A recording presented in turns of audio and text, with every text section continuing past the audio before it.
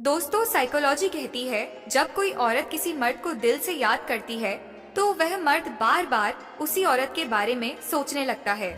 चाहे वो किसी काम में हो या भीड़ में खड़ा हो, उसके जहन में बस वही चेहरा घूमता रहता है, जैसे दिल ने उसे चुना हो और दिमाग ने मान लिया हो। मनोविज्ञान कहता है जरूर ऐसे लोग हो सकते हैं जो अपनी आंतरिक पीड़ा को छिपाने के लिए ज्यादा हंसते या मजाकिया बने रहते हैं ताकि दूसरों को असहज न करें या उन पर बोझ न डालें। उनकी यह कोशिश हो सकती है कि माहौल खुशनुमा बना रहे और किसी को उनकी तकलीफ का अंदाजा न हो। हालांकि यह कहना कि जो लोग ज्यादा हंसते हैं वे हमेशा अपना दर्द छुपाते हैं एक सामान्यीकरण होगा जो पूरी तरह से सही नहीं है। ज्यादा हंसने के कई और भी कारण हो सकते हैं। साइकोलॉजी कहती है जब कोई व्यक्ति अपनी निजी बातें, विचार, भावनाएं और यहाँ तक कि अपनी कमजोरियां भी आपके साथ बिना किसी डर के साझा करता है, तो इसका मतलब है कि वह आपको एक सुरक्षित और विश्वसनीय व्यक्ति मानता है। यह व्यवहार विश्वास और अंतरंगता के गहरे स्तर को दर्शाता है। इसलिए यदि कोई व्यक्ति आपसे सब कुछ साझा नहीं करता है, तो इसका मतलब यह नहीं है कि वह आप पर भरोसा नहीं करता है। विश्वास धीरे धीरे विकसित होता है और यह कई कारकों पर निर्भर करता है। लेकिन अगर कोई व्यक्ति लगातार और बिना किसी झिझक के आपसे अपनी हर बात साझा करता है, मनोविज्ञान के अनुसार किसी भी गहरी चोट या भावनात्मक दर्द से उबरने में औसतन 6 से 12 महीने का समय लग सकता है। यह एक सामान्य अनुमान है और यह ध्यान रखना महत्वपूर्ण है कि हर व्यक्ति की हीलिंग की प्रक्रिया अलग होती है। कुछ लोगों को कम समय लग सकता है, जबकि कुछ लोगों को इससे ज्यादा समय भी लग सकता है। चोट या दर्द की प्रकृति और गंभीरता। क्या यह एक अचानक हुई घटना थी या लंबे समय तक चलने वाला अनुभव? क्या यह किसी रिश्ते का टूटना था, किसी प्रियजन की मृत्यु थी या कोई अन्य दर्दनाक अनुभव था? साइकोलॉजी कहती है अगर आपकी नींद बार बार टूटती है तो हो सकता है आप किसी खास इंसान के बारे में बहुत ज्यादा सोच रहे हों। जिससे हम सबसे ज्यादा प्यार करते हैं, अक्सर वही हमें सबसे ज्यादा दर्द भी देता है। रिसर्च बताते हैं कि 50% लोग अपना पसंदीदा गाना बार बार इसलिए सुनते हैं क्योंकि वह उनके जज्बातों से गहराई से जुड़ा होता है। मनोविज्ञान इस बात को अक्सर इंगित करता है कि इंसान की एक बड़ी कमजोरी यह है कि वह अपने रिश्तों की कद्र अक्सर तब करता है जब वे खत्म हो जाते हैं। यह एक मानवीय स्वभाव है कि हम अक्सर उन चीजों को हल्के में लेते हैं जो हमारे पास आसानी से उपलब्ध होती हैं।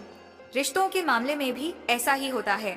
जब कोई रिश्ता चल रहा होता है तो हम कभी कभी उस व्यक्ति के महत्व को पूरी तरह से नहीं समझ पाते हैं या उस रिश्ते को बनाए रखने के लिए पर्याप्त प्रयास नहीं करते हैं।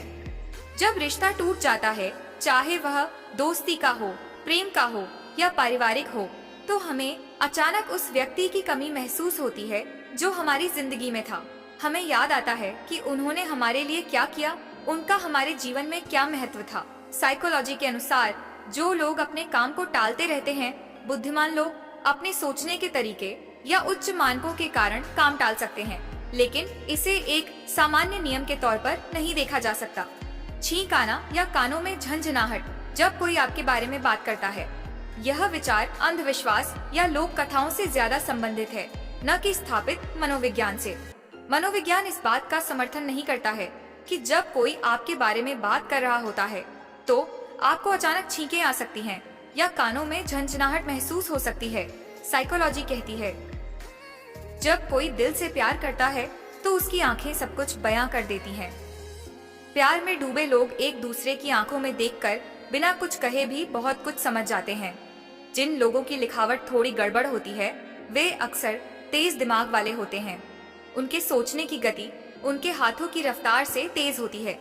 हर बार जब हम झूठ बोलते हैं तो हमारा शरीर हमें धोखा नहीं देता। अनजाने में हम अपनी नाक या कान को छूने लगते हैं। ये हमारे मन की बेचैनी का इशारा होता है। वैज्ञानिक मानते हैं कि जब हम गहरी सांसें लेते हैं तो न केवल हमारा दिमाग शांत होता है बल्कि हमारी मानसिक शक्ति भी बढ़ती है। यह एक सरल लेकिन गहरा उपाय है तनाव से उबरने का। साइकोलॉजी कहती है हम वही बातें सबसे ज्यादा याद रखते हैं जो हमें भावनात्मक रूप से छू जाती हैं। यादें दिल से जुड़ती हैं, दिमाग बस उन्हें सहेजता है। अगर कोई आपके प्रति आकर्षित है तो बातचीत के दौरान वह अनजाने में आपकी नकल करने लगता है। आपकी बॉडी लैंग्वेज, हाव भाव और यहाँ तक कि बोलने का अंदाज भी।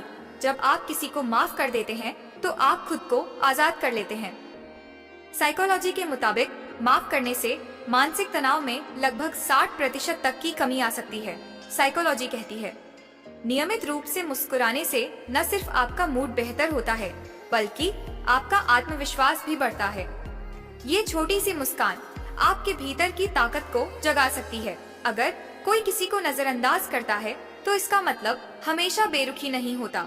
कई बार ये इस बात का संकेत होता है कि वह व्यक्ति उसकी परवाह करता है, लेकिन अपने जज्बात छिपा रहा होता है। अगर आप थक गए हैं तो आराम करना सीखें। मेहनत छोड़कर भागना नहीं, आज वही कल है जिस कल की चिंता तुमने कल की थी। मैदान में अकेले डटे रहने का साहस रखो, फिर चाहे पूरी दुनिया आपके खिलाफ हो जाए। स्वीकार करने की हिम्मत और सुधार करने की नियत हो तो इंसान बहुत कुछ सीख सकता है।